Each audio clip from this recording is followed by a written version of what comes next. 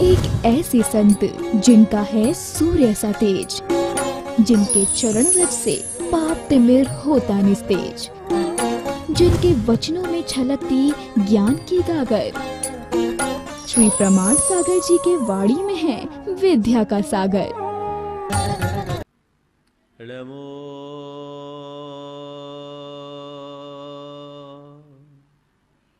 अरिहंताणं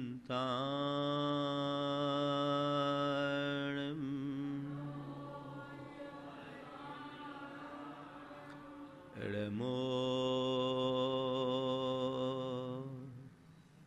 सिद्धाणं नमो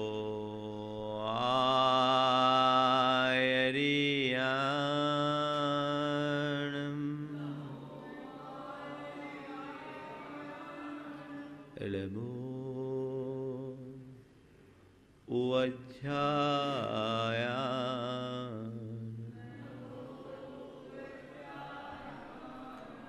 नमो लोये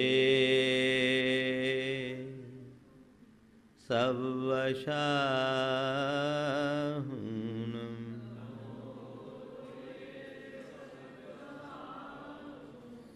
ऐसो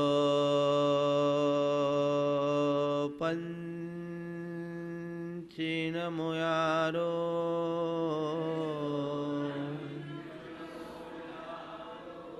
सवपावपनाशनु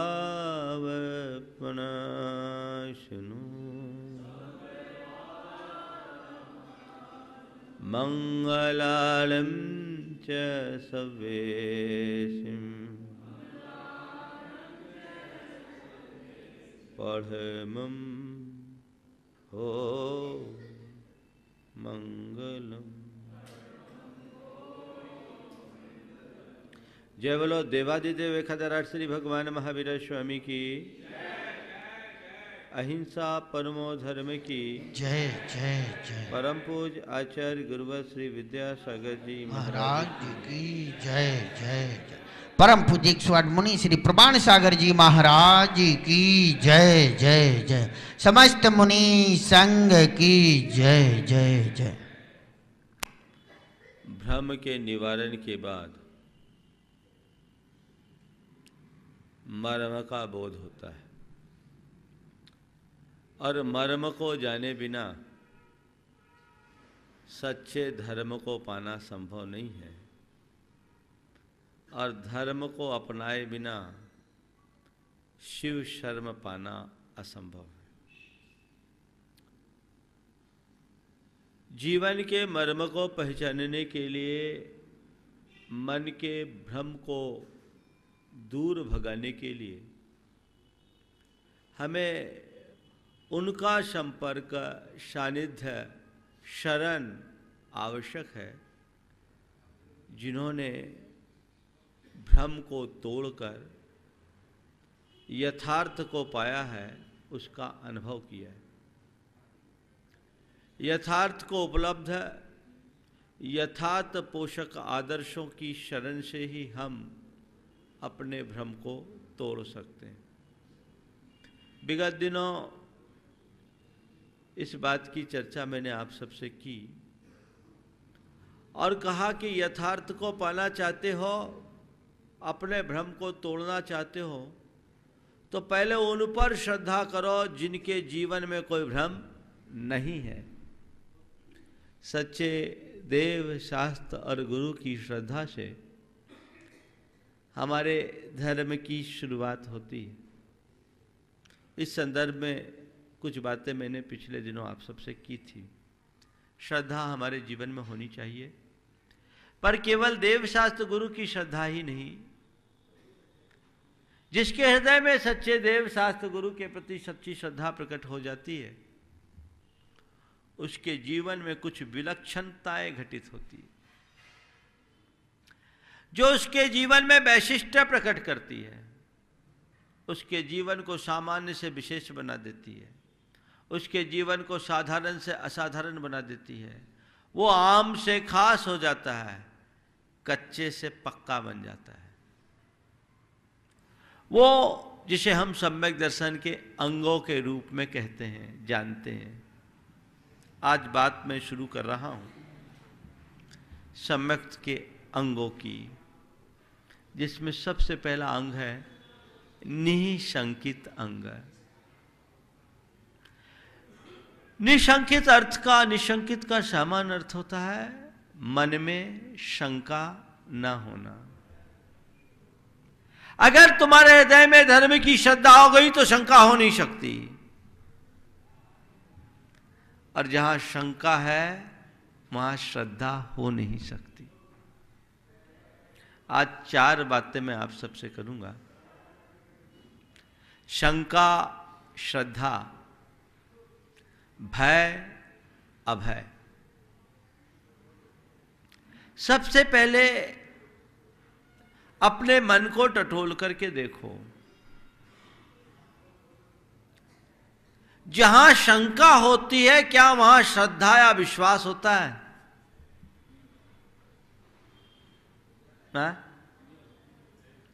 और जिस पर श्रद्धा या विश्वास हो उस पर अंश मात्र भी शंका या संदेह होता है?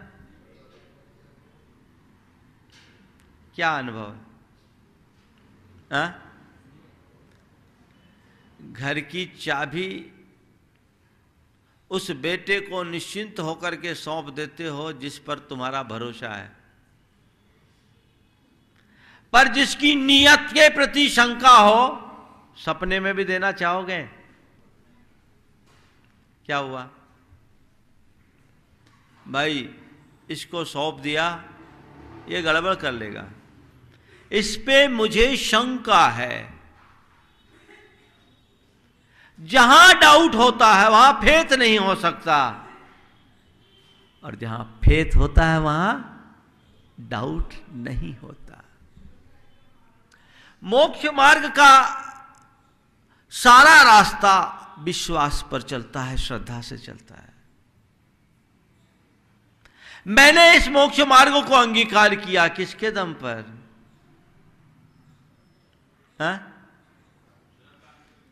मेरे मन में श्रद्धा है कि यही मार्ग है, इस मार्ग से मुझे मुक्ति मिलेगी, ये मेरे जीवन के पापों का नष्ट कर क्षय करेगी, इसके बल पर मैं निराकुलता पाऊंगा, इसके बल पर मैं कर्म कलुष को नष्ट कर पाऊंगा, यही मेरा एक मार्ग है, ये मेरे लिए विश्वास है, मेरे हृदय में ये श्रद्धा है।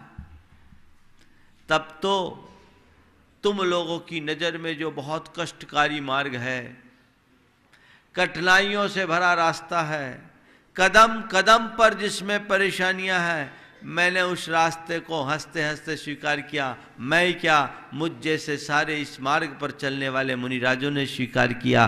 किसके बल पर? कौन सी श्रद्धा है? रास्ता यही है, इतना ही विश्वास नहीं, यही रास्ता है, और इस रास्ते पर चलेंगे तो जरूर पहुंचेंगे। इसमें भटकने की कोई संभावना नहीं, एक मार्ग रास्ता, इदमेव ईदृशमेव तत्तम। मेरे मन में यह विश्वास है, मेरे मन का विश्वास मुझे उत्साहित करता है, उससे मैं उत्प्रेरित होता हूं, मेरे हृदय में उमंग प्रकट होती है, और मैं नित्य प्रति नई नई साधना और नया नया अभ्यास करने के लिए उत्सुक रहता हूं। ये किसका चमत्कार है? किसका चमत्कार है? अरे मेरे मन में ये बात आ जाए, कहते तो हैं मोक्ष मोक्ष, कुछ समझ में तो आता नहीं है। मुक्ति तो दूर की बात, सिद्धि तो दूर की बात, एक ठो रिद्धि भी नहीं है, कुछ भी हासिल नहीं है।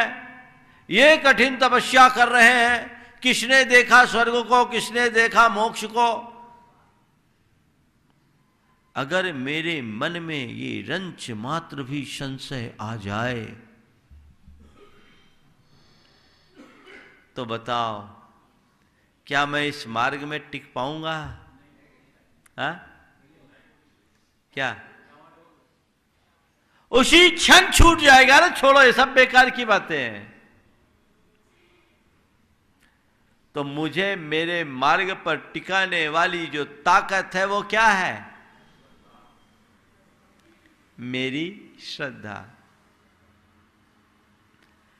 ये इस मार्ग में ही नहीं, जीवन के किसी भी क्षेत्र में चलो,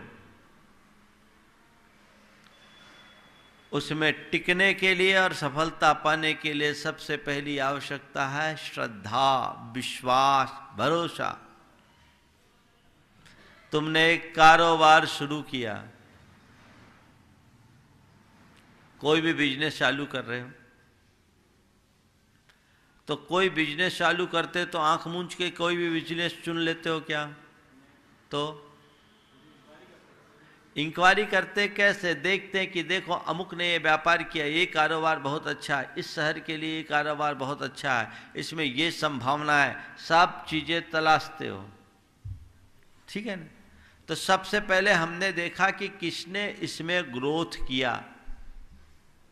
एक व्यक्ति को हमने आदर्श बनाया जो इस रास्ते पर चल करके सफल हुआ, जिसने इस व्यापार से अपने जीवन में उपलब्धियां अर्जित की।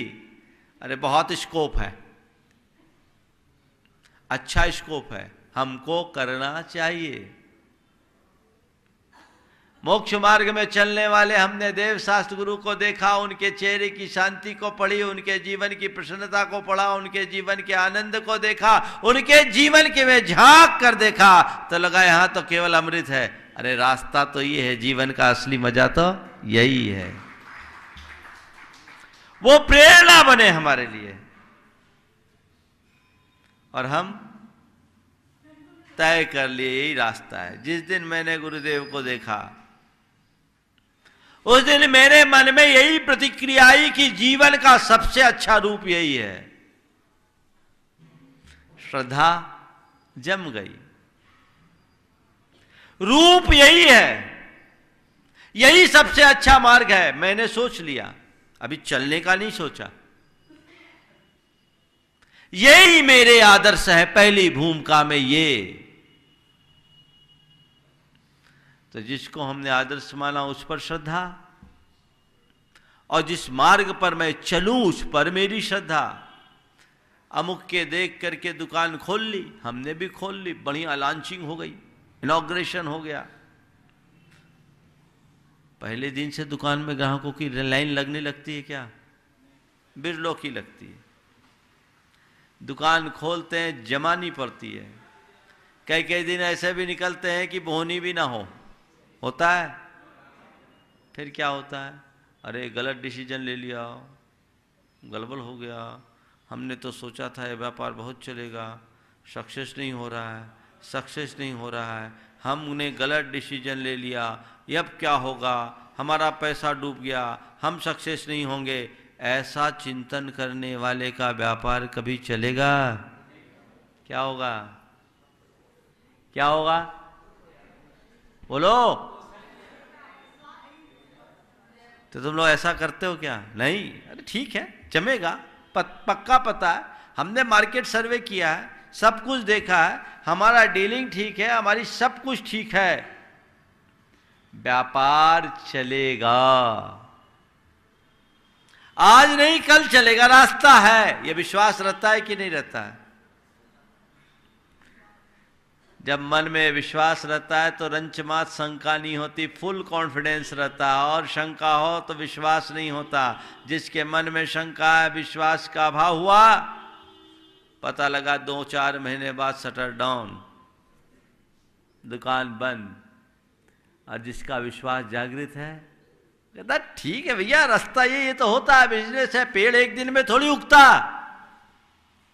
बीज बोने के बाद अंकुरित होने में, पल्लवित पुष्पित होने में, पौधा बनने में वक्त तो लेता है। हमने बीज डाला है उत्तम भूमि में, समय पर अंकुर होगा, अंकुर फूटेगा, पौधा बढ़ेगा। हमें उसमें कोई संशय नहीं करना है, केवल खाद पानी देते रहना है। मैंने रास्ता अंगीकार किया, आज नहीं कल इसमें फल मिलेगा। ये श्रद्धा है तुम्हारे अंदर? निशंकित अंग।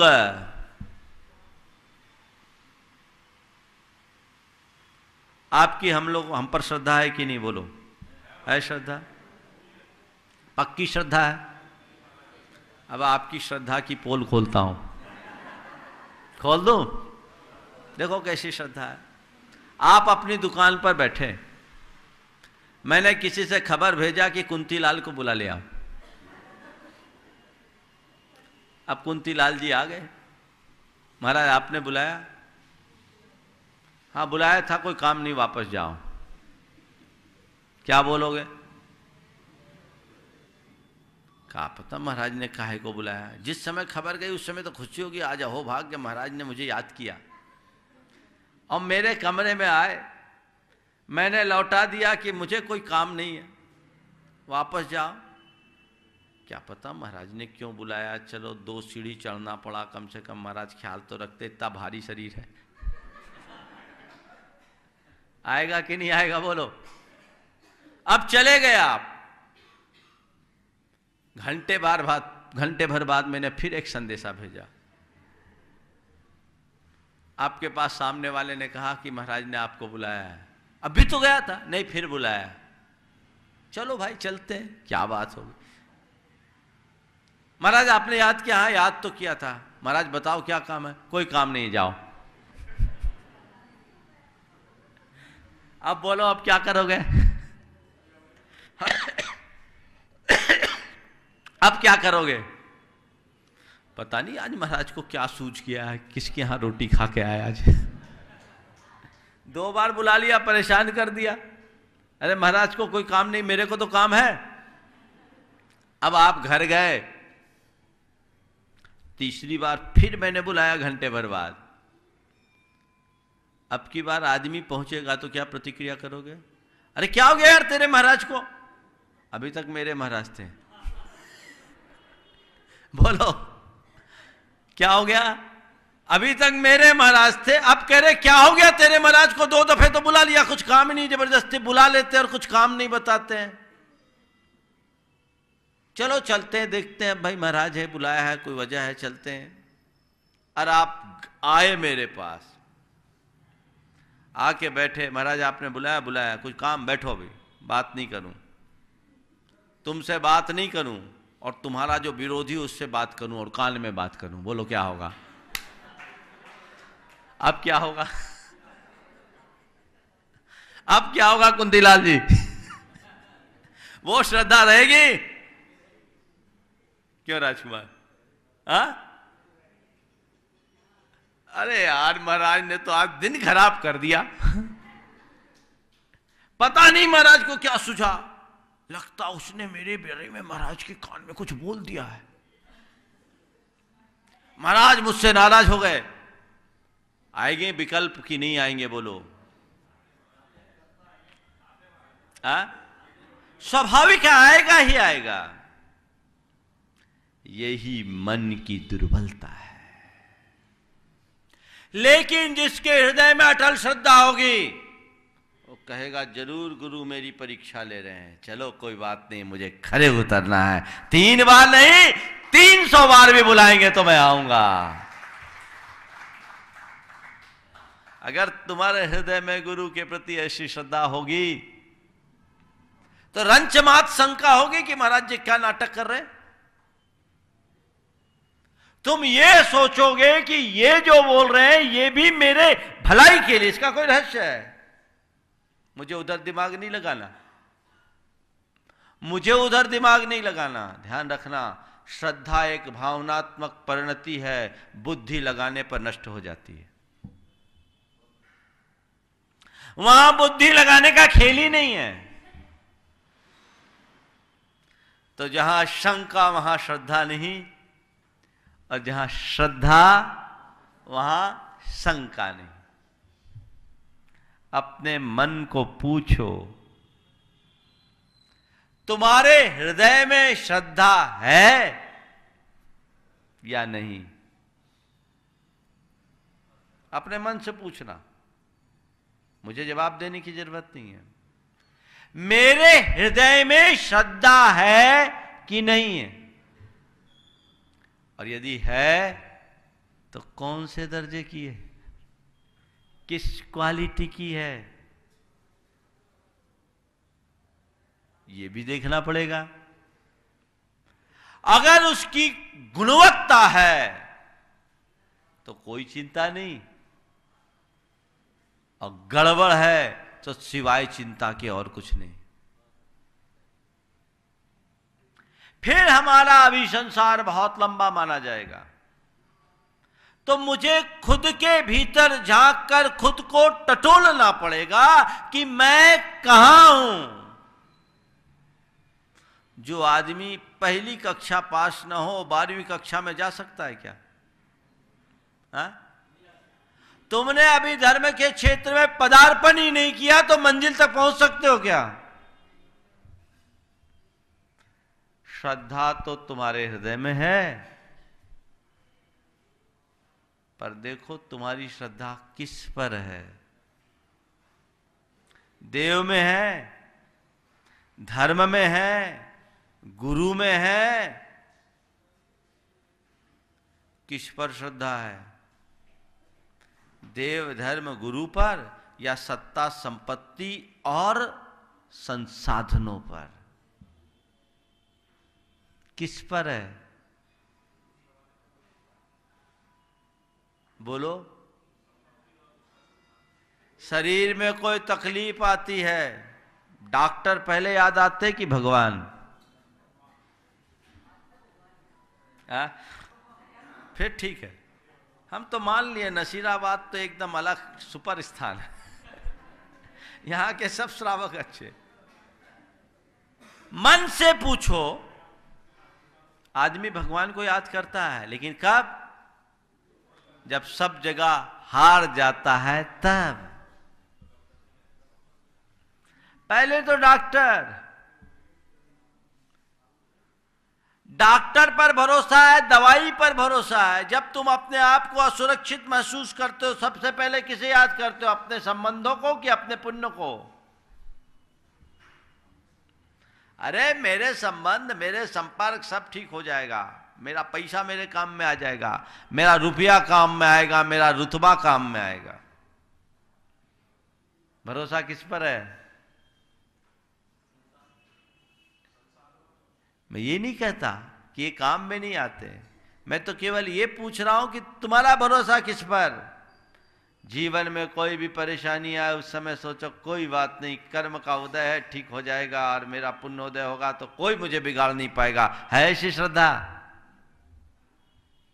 मेरे पुण्य का उदय होगा, सारे निमित्त अनुकूल होंगे, और जब तक मेरा पापोदय होगा मैं कितना भी हाथ पांव मारूंगा कुछ नहीं होगा। तो चलो मैं प्रयास कर रहा हूं, परिणाम नहीं आ रहा, पाप का उदय मान करके समता रखूं, और प्रतिकूलता आ रही है, थोड़ा प्रयास करूं, परिणाम आ रहा है तो पुण्य पर भरोसा रखूंगा, अरे सब ठीक हो जाएगा। जो है सब चलता है। बोलो, ऐसी स्थिति में पास होते हो कि फेल? अगर पास हो तो आप सही डायरेक्शन में चल रहे हो, और फेल हो रहे हो तो अभी आपको अपना डायरेक्शन बदलना होगा, चेंज करना होगा। तो पहली बात, शंका और श्रद्धा, समझ गए? दोनों परस्पर विरोधी हैं। जैसे अंधेरा और उजाला दोनों साथ रहते हैं क्या? एक बार अंधेरा पहुंच गया परमात्मा के पास, और परमात्मा से कहा है, प्रभु तुम्हारा सूरज मुझे बहुत परेशान करता है, सुबह से मेरे पीछे लग जाता है, शाम तक मेरे पीछे लगा रहता है, रात में अपनी थकान मिटा भी नहीं पाती कि फिर सुबह से आके मेरे पीछे आ धमकता है। आखिर पूछो तो सही, मैंने क्या बिगाड़ा है तुम्हारे सूरज का? सुबह होती नहीं कि फिर मेरे पीछे आ धमकता, आखिर पूछो तो सही मैंने क्या बिगाड़ा है तुम्हारे सूरज का? परमात्मा ने कहा ठहरो, अभी सूरज को बुलाता हूं, पूछता हूं। सूरज को बुलाया और पूछा, क्यों सूरज, तुम इस अंधेरे को क्यों परेशान करते हो?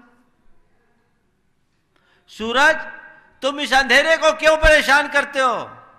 सूरज ने बोला, अंधेरा? कौन सा अंधेरा? कैसा अंधेरा? अंधेरा? कौन सा अंधेरा? कैसा अंधेरा? मैंने तो उसे आज तक देखा तक नहीं। आप बुला लो, मैं अभी क्षमा मांग लेता हूं। कहते हैं सूरज परमात्मा के सामने अंधेरा से क्षमा मांगने के लिए आज भी खड़ा है, पर अंधेरा उसके सामने कभी नहीं आ सकता। बात समझ में आई ना?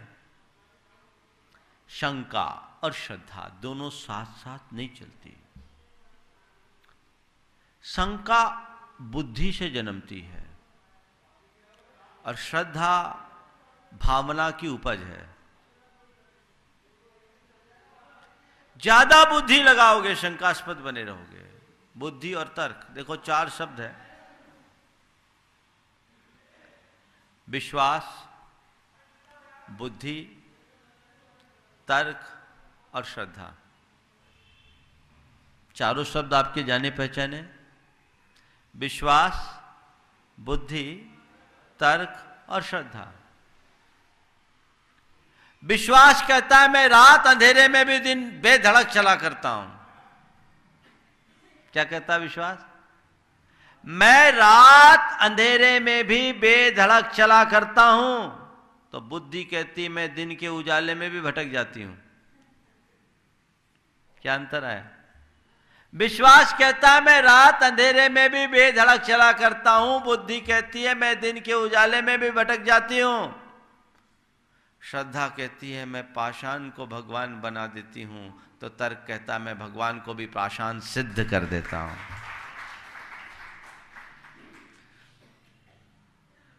तो उससे अपने आप को डाइवर्ट कीजिए।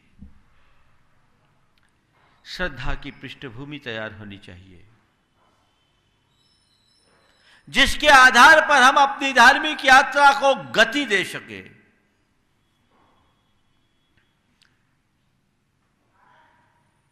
तो श्रद्धा और शंका, भय और अभय। जहां शंका वहां भय, जहां श्रद्धा वहां अभय। आपको आपके घर में कोई डर लगता है? महाराज डर लगता है कब? जब अकेले रहते हैं तो, और घर में माल पड़ा रहता है तो, है ना? क्यों? अकेले हैं, कोई आ न जाए, माल पड़ा है, कोई पहुंच न जाए। डाका डालने वाले तो आजकल कम आते हैं, रेड डालने वाले ज्यादा आ जाते। शंका हुई, डर हुआ, और निश्चिंतता है, कुछ नहीं है, कोई डर ही नहीं। तो क्या हुआ? कोई डर नहीं। सम्यक दृष्टि के हृदय में वस्तु के स्वरूप के प्रति सच्ची श्रद्धा होती है। इसी वजह से उसके हृदय में डर नहीं होता। सम्मा इठी जीवा निशंका होती निभयाति न, सत्य भय विप्पमुक्का जम्मा तम्मानु निशंका। सम्यक दृष्टि 7 प्रकार के भयों से मुक्त होता है। भय होगा, भयातुर नहीं होगा। आजकल भय एक बहुत बड़ी समस्या है। अनेक प्रकार के वास्तविक और काल्पनिक भयों के कारण मनुष्य अंदर से टूट जाता है, डिप्रेशन के शिकार हो जाते हैं। कई तो ऐसे फर्जी बातें होती है जिसको दिमाग में हावी कर लेते तो गड़बड़ हो जाता है। एक आदमी डॉक्टर के पास पहुंचा, बहुत घबराया हुआ, मनोचिकित्सक के पास पूछा, डॉक्टर साहब देखो बहुत तकलीफ हो गई। बोले क्या हो गया? बोले रात मैंने सपने में देखा कि मेरे पेट के ऊपर से चूहा निकल गया। रात सो रहा था, सपने में देखा मेरे पेट से चूहा निकल गया। मनोचिकित्सक ने कहा भाई इतने घबराने की बात क्या है, चूहा ही तो निकला, हाथी थोड़ी निकल गया। बोला सर इसीलिए तो आया हूं, रास्ता बन गया, आज चूहा निकल गया, कल हाथी निकल जाए तो रास्ता बन गया। आज चूहा निकला, कल हाथी भी निकल सकता है। ऐसे व्यक्ति को क्या कहेंगे? देखिए 7 भय जिनका सामना एक सामान्य मनुष्य करता है, और वही स्थितियां एक सम्यक दृष्टि के समक्ष आती है। दोनों की परिणति में क्या अंतर आता है? सबसे पहला भय इहलोक भय। इहलोक भय मतलब इस लोक में मुझे कोई नुकसान न हो जाए, मेरा कोई अनिष्ट न हो जाए, मेरी प्रतिष्ठा को धक्का न लग जाए, मेरे यहाँ किसी का वियोग न आ जाए। मन में ये बातें आती हैं। संत कहते हैं जीवन में कोई अनिष्ट न हो उसके प्रति सावधानी रखना समझदारी है, पर अनिष्ट की चिंता से घबराना पागलपन। सम्यक दृष्टि कहता है संसार है, इष्टानिष्ट संयोग वियोग तो लगे हुए भी हैं। चक्रवर्ती को भी मानहानि का सामना करना पड़ा, तो मैं किस खेत की मूली हूं? मेरे अशुभ कर्म का उदय आने पर सारी दुनिया मेरे खिलाफ होगी, मेरे सगे भी मेरे पास नहीं आएंगे, और जब तक मेरा शुभोदय चल रहा है तब तक मेरा कोई पाल बाका भी नहीं कर सकता। है ये श्रद्धा? बोलो। ये श्रद्धा है तो अभय है, और ये श्रद्धा नहीं है तो कदम कदम पर भय है। लोग मरे जा रहे, लोग क्या कहेंगे? यही लोक भय। लोक है तो लोक में सब चीजें आएगी। तो क्या महाराज सम्यक दृष्टि बिल्कुल बेखौफ होकर के जीता, आंख मूंद करके चलता है, आंखें खोल करके चलता है, पर अपना दिमाग भी ठीक रखता है। घबराने से क्या होगा? भय के कारण उपस्थित होने पर 2 प्रकार की प्रतिक्रिया होती है, एक आतुरता और एक सजगता। आतुरता एक नकारात्मक आवेग है जो हमें भीतर से तोड़ता है। घबरा के क्या करोगे? मान लीजिए कोई विपरीत स्थिति आपके सामने आ गई, आपको उसका पूर्व संकेत मिल गया, तो हाथ पांव ढीला करने से कुछ होगा क्या? बोलो। नहीं। सम्यक दृष्टि करता है जो फ्रंट में हो उसको फेस करो, जो सामने हो उसका सामना करो। डर खत्म, सतर्क रहो, कुछ गलत ना हो जाए उसके प्रति सावधानी रखना तुम्हारा फर्ज है। लेकिन कहीं गलत ना हो जाए, कहीं गलत ना हो जाए, कहीं गलत ना हो जाए, ये रटना लगाना पागलपन। भविष्य के प्रति सतर्क रहो, पर भविष्य के प्रति शंका कभी मत करो। क्यों? जो कल देगा वो कल की व्यवस्था देगा, जो अभी उपस्थित नहीं उसके पीछे हम परेशान क्यों?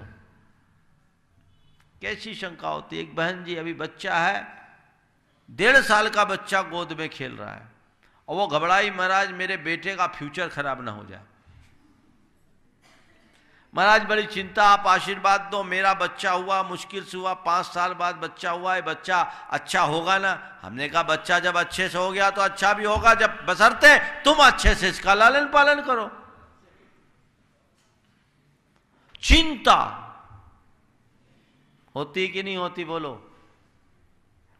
बिना मतलब की बातें, ये अज्ञानता है। परलोक भय, परलोक भय में भी 2 प्रकार का, एक परलोकजन्य भय और एक परलोक भय।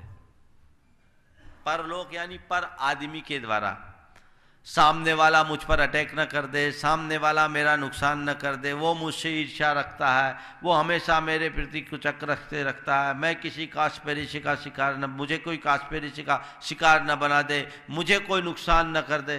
दिमाग में ये बातें आती कि नहीं आती? और प्राय किसके प्रति आती? अड़ोस पड़ोस के लोगों के प्रति आती है, अपने भाई बंधुओं के प्रति आती है, और उस बात को लेकर आदमी घबराते रहता है। अरे मेरा पुण्योदय होगा तो कोई मेरा कुछ बिगाड़ सकेगा? प्रद्युमन के ऊपर उस विद्याधर ने चट्टान रख दी थी, 6 दिन के बच्चे का बाल बाका नहीं हुआ, श्वास से चट्टान हिल रही है। अपहरण किया पापोदय के कारण, लेकिन पुण्य था कि चट्टान रखने के बाद उस 6 दिन के बच्चे पर बड़ी सारी चट्टान रख दी गई तो भी कुछ नहीं हुआ, और तुरंत लालन पालन करने वाले माँ बाप मिल गए दूसरे। क्या हुआ? कौन बिगाड़ पाएगा तुम्हारा? कोई दूसरा बिगाड़ सकता है? हनुमान विमान से गिर गए, पैदा हुए घंटा भर हुआ था, क्या हुआ? शिलाचूर हो गई कि हनुमान बजरंग बली बन गए? क्या है? किसने बिगाड़ा? एक गाढ़ा श्रद्धान करो, पर मेरा बिगाड़ने वाला नहीं है। अगर मेरा बिगाड़ कोई करता है तो मेरा अशुभ परिणाम करता है, और कोई नहीं कर सकता। अपने परिणामों को मैं संभालूं, वे दृष्टि रखो। डर आएगा? बोलो। और गहरे जाओ तो मेरी आत्मा को तो कोई छू ही नहीं सकता, तो मेरा बिगाड़ और सुधार करने वाला पैदा ही नहीं हुआ। समय सार को जीवन में उतारो, कभी भय नहीं होगा, अभय होगा, आनंद में जिएगा। ठीक है, वस्तु स्वरूप को आत्मसात करने वाले मनुष्य के जीवन में सहजता होती है, और वस्तु स्वरूप के अश्रद्धानी व्यक्ति के जीवन में हर पल शंका रहती है। तो परलोक का कोई भय नहीं। और दूसरा परलोक भय, मर के कहां जाऊंगा, आजकल वो भय लोगों में नहीं है, कम दिखता, लगता जब मरेंगे तब देखेंगे, नरक भी जाएंगे तो चले जाएंगे, अभी तो आनंद ले लो। कहते उस परलोक के भी भय से क्या होगा? इहलोक अच्छा तो परलोक अच्छा।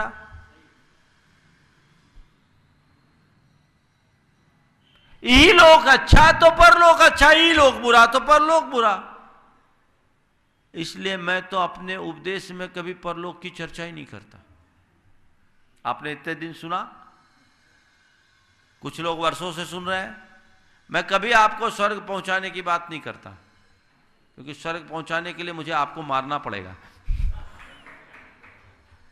हाँ, बिना मरे स्वर्ग जाओगे क्या? तो बोलो, आप चाहते हो कि हम आपको स्वर्ग पहुंचा दें? गलत हो जाएगा ना। तो हम आपको स्वर्ग पहुंचाने के लिए उपदेश नहीं देते, जीते जी जीवन को स्वर्ग बनाने के लिए हम उपदेश देते हैं। स्वर्ग जाना तो मरने के बाद पता नहीं होगा या नहीं होगा, लेकिन जीते जी यदि तुमने अपने जीवन को स्वर्ग बना लिया तो तय मानना तुम जहां खड़े होगे वहां स्वर्ग बन जाएगा, नरक की कोई बात ही नहीं आएगी। सम्यक दृष्टि अपनी चर्या और क्रिया के प्रति निश्चिंत रहता है। एग्जाम देने के बाद देवी देवता के चरणों में माथा पटकने वाले कौन से बच्चे होते? पढ़ने वाले या पढ़ाई से जी चुराने वाले? जिसने अच्छे से पढ़ाई की, अच्छा पेपर दे दिया, वो कभी अपने रिजल्ट के लिए सशंकित होता है? हाँ? आजकल तो एक से एक बच्चे हैं। एक बच्चा भगवान से प्रार्थना कर रहा था, हे भगवान मुंबई को भारत की राजधानी बना दे, मुंबई को भारत की राजधानी बना दे। एक युवक ने पूछा, अरे भैया भारत की राजधानी दिल्ली है, भगवान से मुंबई को राजधानी बनवाने की प्रार्थना क्यों कर रहा है? अगर राजधानी बन भी गई तेरे को क्या मिलेगा? बोले और कुछ मिले या ना मिले पर मेरे को फायदा हो जाएगा। बोले क्या फायदा होगा? बोले गलती से मैंने पेपर में मुंबई को भारत की राजधानी लिख दिया, मैं पास हो जाऊं। तो क्या हुआ? अगर हमने पेपर अच्छा किया है तो रिजल्ट जब डिक्लेयर होगा सो होगा। वैल्यूएशन तो लिखने वाला पहले कर देता है। जिसका जीवन अच्छा है उसके हर कदम पर स्वर्ग है, उसे नरक जाने की कोई बात ही नहीं। इसलिए परलोक भय भी नहीं। यहां भी अभय का सूत्र मिल गया। इहलोक भय, परलोक भय, मरण भय। मैं मर न जाऊं तो दुनिया में अमर कोई है? बोलो। और अमर बनने की कोशिश भी मत करना, नहीं तो बड़ी हालत खराब हो जाएगी। अभी परसों एक बहन ने मुझसे पूछा कि अगर दुनिया में मौत नहीं होती तो क्या होता? शंका समाधान में नहीं, अलग से पूछा कि मौत नहीं होती तो क्या होता? हमने कहा इंसान पागल हो जाता। थोड़ी देर के लिए कल्पना करो, आपकी 300-400 बरस की उम्र हो जाए, आपकी पीढ़ी का एक भी इंसान ना हो और आप अपने घर में हो, कितनी अच्छी दशा होगी। क्या होगा? क्या होगा? समझ में आ रही बात? लोग तुम्हें अजायब घर की वस्तु समझ लेंगे, है ना? और क्या होगा? अरे जन्म मरण लगा हुआ है, शरीर उत्पन्न होता है, शरीर नष्ट होता है, मरने से डर के साथ। जिस दिन हमने जन्म लिया उसी दिन मृत्यु का दिन निश्चित हो गया। संसार में एक ही चीज ऐसी है जो एकदम निश्चित है और एक ही चीज ऐसी है जो एकदम अनिश्चित है। एक ही चीज ऐसी है जो निश्चित है और एक ही चीज ऐसी है जो एकदम अनिश्चित है, वह है मृत्यु। मृत्यु होगी ये निश्चित है, पर कब होगी एकदम अनिश्चित है। जब होना है तब होगी।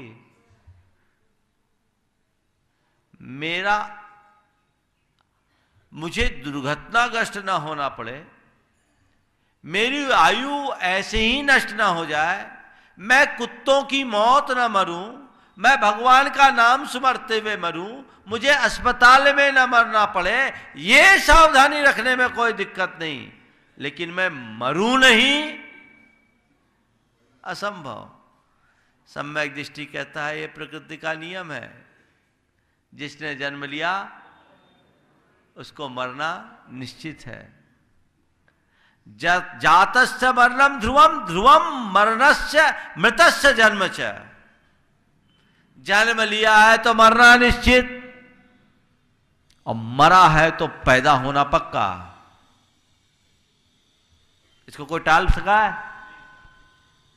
फिर तन का जन्म है, तन का मरण है, आत्मा तो न जन्मा है न मरा है, वह अजर अमर है। जिस मरण से मैं डर रहा हूं, अनंतो मरण कर चुका। जिस जन्म की मैं चिंता कर रहा हूं, अनंतो जन्म धारण कर चुका। अतीत में बार बार जन्म और बार बार मरण के अतिरिक्त मैंने और कुछ पाया ही नहीं। इसलिए सम्यक दृष्टि मरण से डरता नहीं, मरण को सार्थक बनाने के लिए सचेष्ट जरूर रहता है। मेरा समाधि मरण हो, सुमरण हो, ये सोचना कभी बुरा नहीं, इससे डर नहीं होगा। लेकिन कहीं मैं मर ना जाऊं, कहीं मैं मर ना जाऊं, कहीं मर ना जाऊं, तो क्या मरने से बच जाओगे? तो कहते ही लोक भय, परलोक भय, मरण भय, वेदना भय, चौथे प्रकार का भय। वेदना यानी बीमारी, मुझे कोई बीमारी ना हो जाए, मैं बीमार ना पड़ जाऊं, मुझे कोई बीमारी ना हो जाए, मैं बीमार ना पड़ जाऊं, नहीं, टेंशन लेने की कोई बात नहीं। बीमारी हुई है, चिकित्सा करो। हर कोई बीमार होता है। शरीरम व्याधि मंदिरम, शरीर तो बीमारी का घर है। हमारे शरीर के जितने रोम है उतने रोग है। अंतर इतना है कि कुछ रोग प्रकट होते, कुछ अप्रकट होते हैं। यदि तुम्हें बीमारी हो गई, चिकित्सा करो, सावधानी रखो, बीमार ना पड़ो, अपनी नियमित दिनचर्या रखो, शुद्ध खाओ, खुद शुद्ध पियो, योग करो, प्राणायाम करो, घूमने जाओ, आसन लगाओ, ध्यान करो, बीमार नहीं पड़ोगे। लेकिन फिर भी कर्म के उदय से बीमार पड़ गए तो इलाज कराओ। घबराने से क्या होगा? मैं बीमार ना हो जाऊं, मैं बीमार ना पड़ जाऊं, ये मानसिकता ही सबसे पहले बीमार है। मेरी बीमारी ठीक नहीं हो रही है, बीमारी ठीक नहीं हो रही है, बीमारी ठीक नहीं हो रही है, तो ऐसे रटने से बीमारी ठीक होती क्या? नहीं। सम्यक दृष्टि नियमित दिनचर्या करता है, कोशिश करता है, सावधानी रखता है कि उसे किसी बीमारी का शिकार न होना पड़े। पर प्राण लेवा बीमारी भी आ जाए तो विचलित नहीं होता। कहता चिकित्सा हो, दवा हो, दुआ हो, इसके अलावा और कुछ नहीं। अपने आत्मा के स्वरूप का चिंतन करो, तन को बीमार होने दो, मन को कभी उससे प्रभावित मत करो। तन की बीमारी को मन पर हावी मत होने दो। तन की बीमारी के 100 इलाज, मन की बीमारी ला इलाज है। बीमार व्यक्ति का इलाज हो सकता है, बीमार मानसिकता की चिकित्सा बहुत मुश्किल है। सम्यक दृष्टि की यही पहचान होती है, वो बीमार हो जाने पर भी अपनी मानसिकता को स्वस्थ रखता है तत्व ज्ञान के बल पर। मानसिकता स्वस्थ रखो, आकुलता नहीं होगी। आप लोगों को बीमारी होती है, तुरंत घबरा जाते हो। हम लोगों को भी बीमारी होती है, हम लोग क्या करते हैं? सन 1993 में मुझे 60 दिन तक मलेरिया आया लगातार। गुरुचरणों में था, रामटेक में। बुखार 105, 6, 7 तक आया। रोज का एक क्रम था, घड़ी के कांटे के हिसाब से 1-1 घंटा चेंज होता था बुखार। एक रोज बुखार आधा घंटा पहले आ गया। समय था उसका 9:30 बजे का, 9 बजे आ गया। सर्किल चल रहा था उसका। चौके में हाथ लेते लेते बुखार आ गया, उल्टी हो गई, सब निकल गया। मानसून की बारिश हुई नहीं थी, गर्मी प्रचंड, 107 फीवर। बोलो, तुम लोगों को 107 फीवर हो तो क्या करोगे? तुरंत हॉस्पिटल में भर्ती, ड्रिप लगवाओगे। हम क्या कर सकते हैं? बुखार है, ठीक है, चल रहा था। करीब 25 दिन पहले से बुखार चल रहा था, 60 दिन तक लगातार बुखार आया। शरीर की स्थिति शरीर की थी, आकुलता हमारे मन में थी नहीं। मैं बेसुध सा लेटा था। 107 टेम्परेचर में क्या होगा? गुरुदेव को पता लगा, वो आए, उन्होंने मेरे सिर पर हाथ रखा। उनके हाथ के स्पर्श से मुझे कुछ चेतनता सी आई। आंखें खोला, देखा सामने गुरुदेव। उठकर बैठा, उन्हें प्रणाम किया, बैठे थोड़ी देर। और उन्होंने कहा समय सार याद है? मैंने कहा जी। बस वो गए और उस बुखार की स्थिति में मैं समय सार में खोया।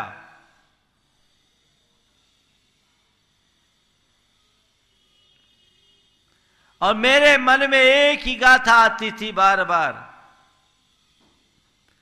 जह कने मग्गि तव्यम पिकने सहावम नतम परिचय दी तह कम मोदे तविदो नानी न जहदी दुनानी तम। कि जैसे सोने को तपाने पर सोना अपने सोने पने को छोड़ता नहीं अपितु और निखर उठता है, वैसे कर्म के उदय से उत्तप्त होने पर भी ज्ञानी अपने ज्ञान पने को नहीं खोता। मैं तो रोग रहित आरोग्य स्वरूप हूं, तन में ये रोग है, मुझे कोई रोग नहीं। मैं अपने में डूब गया लेटा लेटा। उपयोग का परिवर्तन या गुरुदेव का आशीर्वाद, जो भी हो, एक चमत्कार हुआ। 20 मिनट बाद मेरे शरीर से पसीना आना शुरू हो गया, खूब जम के पसीना आया। घंटे भर बाद जब टेम्परेचर लिया तो 99 हो गया।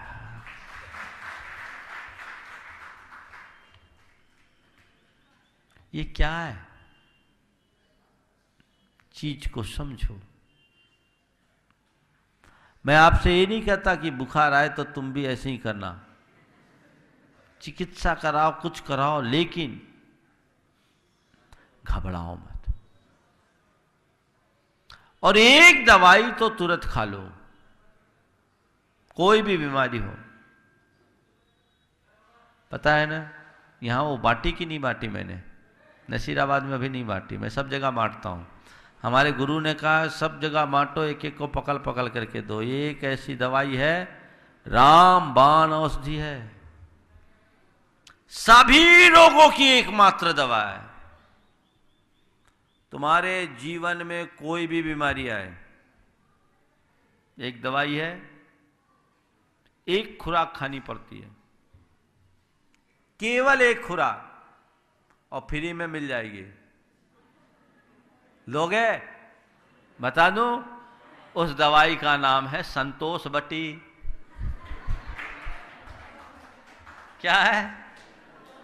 संतोष बटी खाइए, तत्काल आराम पाइए। लोग मुझसे कहते हैं महाराज आपका जुकाम जा नहीं रहा है, बहुत तेज पकड़ा। हम बोले मार्च के पहले नहीं जाएगा, मुझे मालूम है। आकुलता नहीं, क्यों? साइनस है, टाइम लेगा, लेगा तो लेगा। अरे जुकाम जा नहीं रहा है, जा नहीं रहा, उस वैद्य को बुलाओ, उस वैद्य को बुलाओ, उस वैद्य को बुलाओ। वैद्य बदलने से रोग थोड़ी बदल जाएगा। क्या हुआ? तो वेदना का भय, अज्ञानता की उपज है कि नहीं?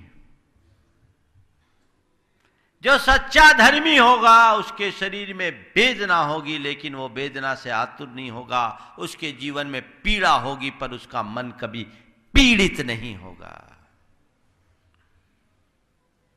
ये शक्ति अपने भीतर विकसित करो, ये श्रद्धा का चमत्कार है। कितने भय हो गए? ईलोक भय गिनो। पहला भय, दूसरा, तीसरा मरण, चौथा, अब 3 और बचे। आकस्मिक भय।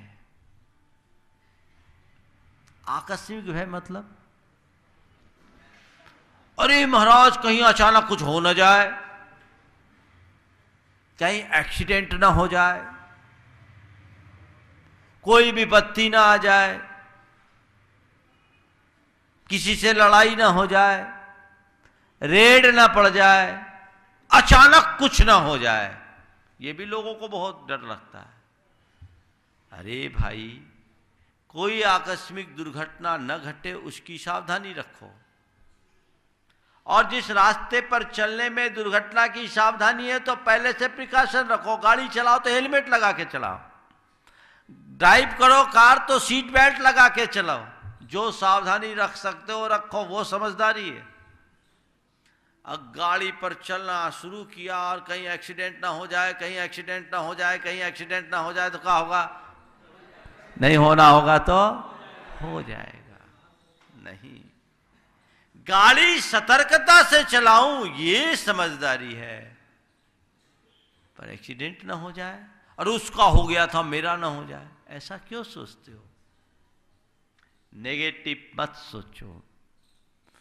और जिसे तुम आकस्मिक मानकर घबराते हो, जिंदगी में प्री प्लान कम होते हैं, काम कम होते हैं और अचानक होने वाले काम ज्यादा होते हैं।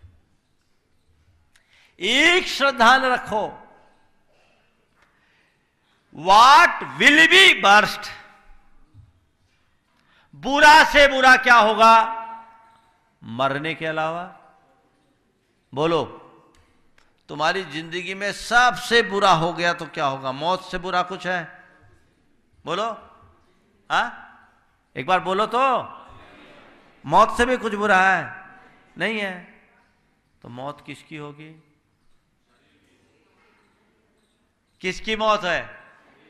तो तुम्हारा क्या बिगड़ा? तुम्हारा क्या बिगड़ा? बोलो।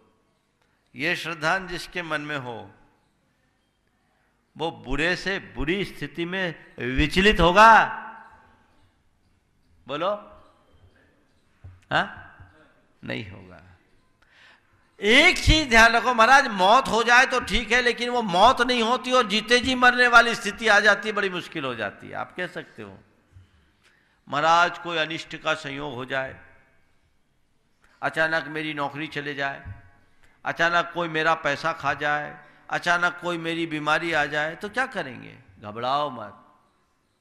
एक बात ध्यान में रखो कि संसार की सारी व्यवस्थाएं मेरे अधीन नहीं है, संयोगों पर निर्भर है और संयोग कर्म से संचालित होते हैं। अगर यही होना है तो होगा, सामना करेंगे। मैं रोऊंगा, घबराऊंगा तो मेरे रोने धोने से कोई चीजें थोड़ी बदल जाएगी। ध्यान रखना, परिस्थितियों को बदलना हमारे हाथ में नहीं है, पर स्वयं को परिस्थितियों के अनुकूल ढालना हमारे हाथ में है। यह सीख लो, मन में कोई भय नहीं होगा। डरो मत, सावधान रहो।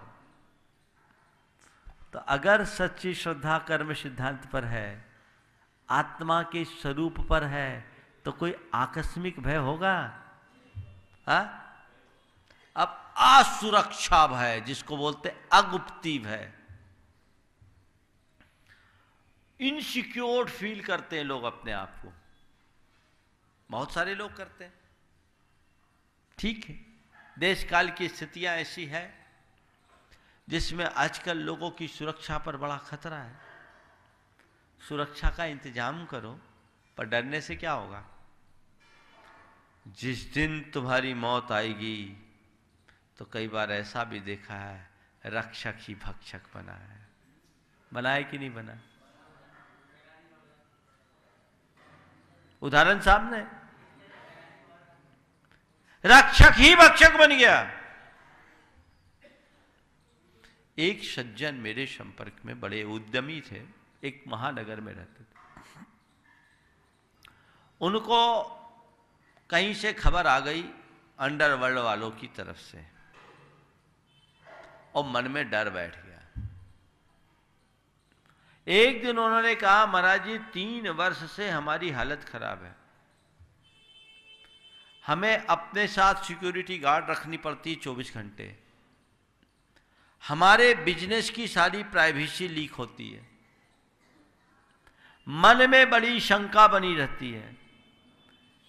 3 साल से जब से मेरे पास ये फोन आया है, तब से हम हमेशा डरते हैं।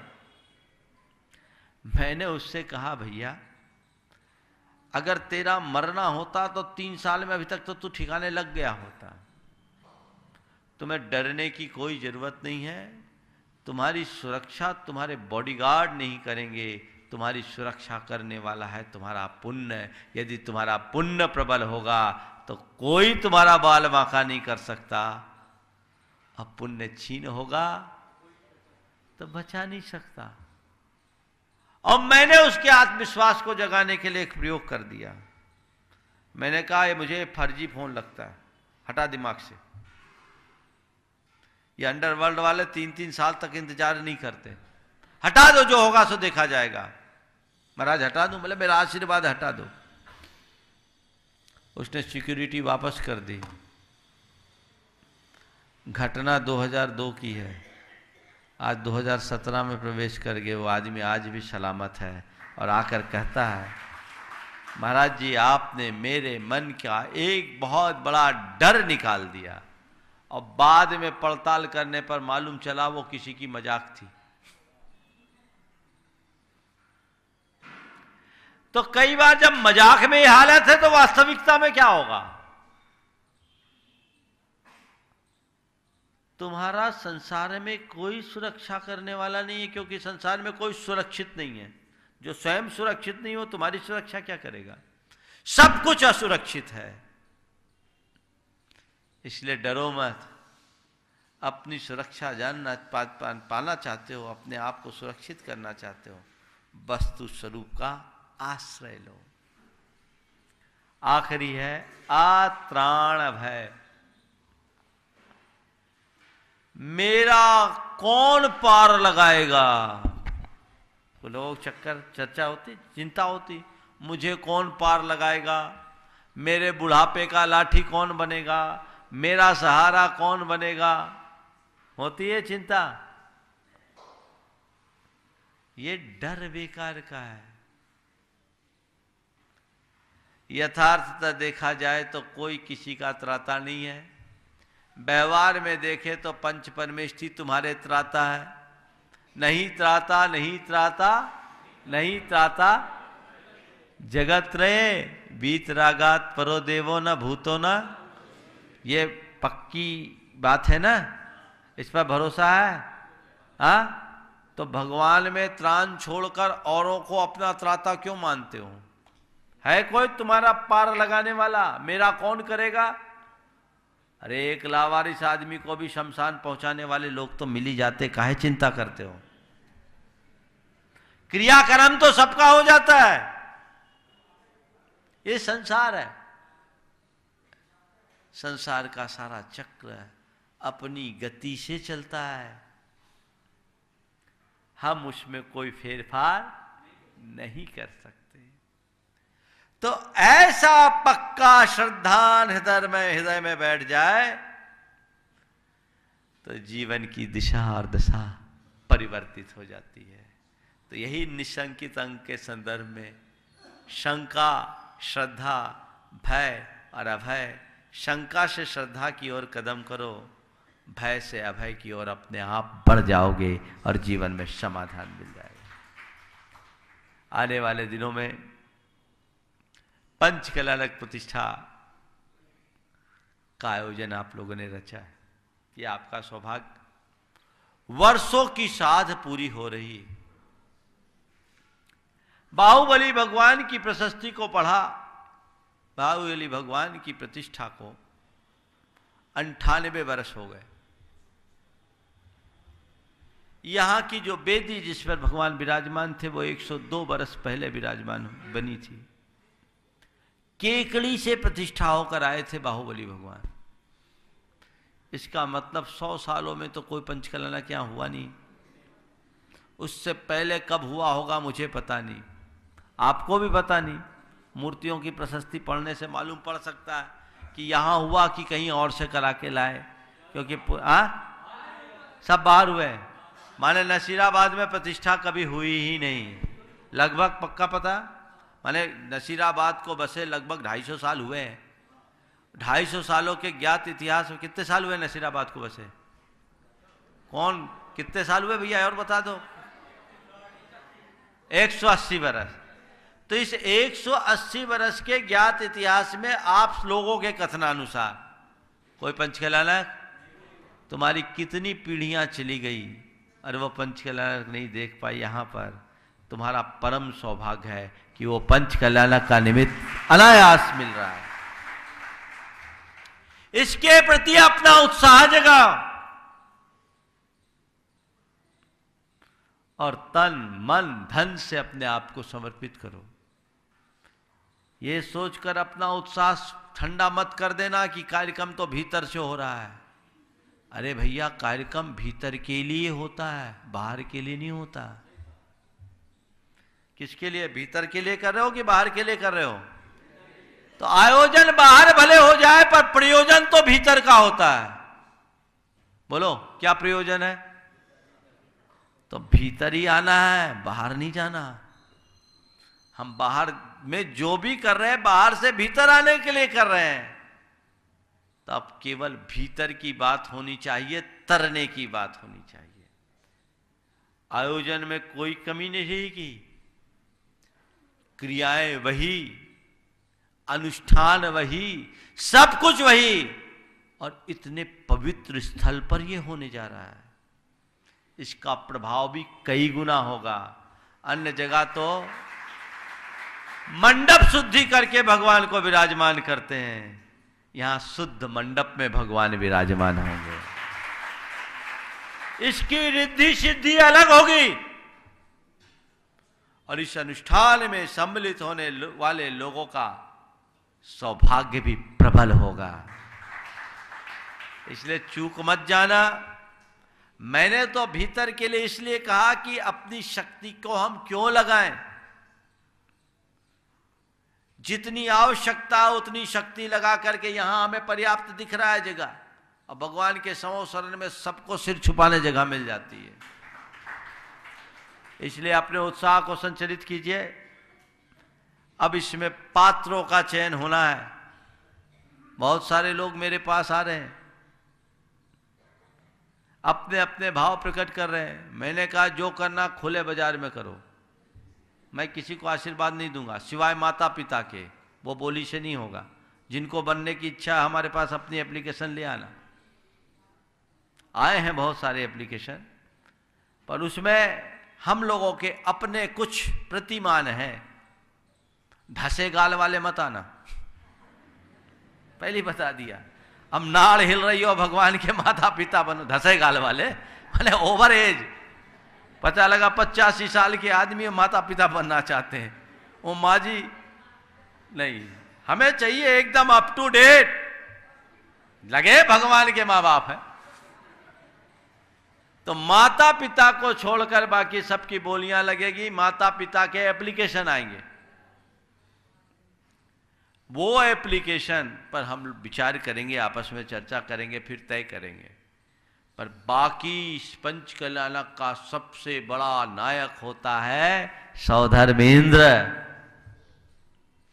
मैं हमेशा कहता हूं जीवन में एक बार सौधर्मेंद्र बनने का भाव रखो, एक बार माँ बाप बनने का भाव रखो, एक बार सिद्ध चक्र विधान करने का भाव रखो, और एक बार संवेद शिखर की यात्रा करने का भाव रखो। यह दुर्लभ मनोरथ है पंच कल्याणक में सौधर्मेंद्र। तो तुम्हारे गांव में मौका है, बाहर जाके कहां बनोगे क्या बनोगे कोई पता नहीं।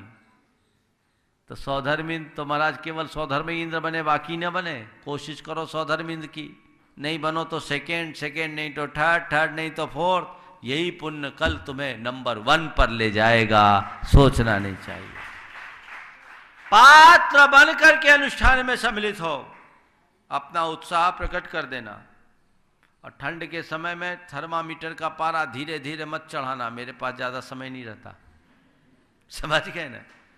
मानसिकता बना के रखो, अच्छे कार्य में जो अर्पित हो गया वही तुम्हारा है, इसमें कुछ सोचने की बात नहीं। और मैं तो चाहता हूं हर घर का कम से कम एक जोड़ा इस पंच कल्याणक की प्रतिष्ठा में सम्मिलित हो। जोड़ा। पंडित जी अभी सिंगल वाले को कोई एंट्री मत देना। सिंगल वाले में उन्हीं को एंट्री देना जिनका जोड़ा नहीं है, जोड़ा बिछुड़ गया या जोड़ा बना नहीं है। बाकी टोटल जिनका जोड़ा है वो अकेले बैठेगा तो एंट्री नहीं है। तुम व्यवस्था में लगो, दर्शक दीर्घा में लगो, ऐसी जगह सीमित है, वैकेंसी लिमिटेड है। अपनी भावना बना के रखिए, अपने उत्साह को जगा के रखिए, आनंद आएगा। तो कल पात्र चयन की जो बात आप लोगों ने सुनिश्चित की है, आज से ही अपने घर परिवार में चर्चा करके रखो। जीवन का ये अवसर बार बार नहीं मिलने वाला, इसलिए अच्छे अवसरों का लाभ उठाना चाहिए। सौधर्मिंद्र एक भवावतारी होता है, सौधर्मिंद्र की महिमा तो आप जानते ही हैं। बाकी अन्य इंद्र भी पंचकल्याणक प्रतिष्ठा में सम्मिलित होने का सौभाग्य कोई सामान्य नहीं।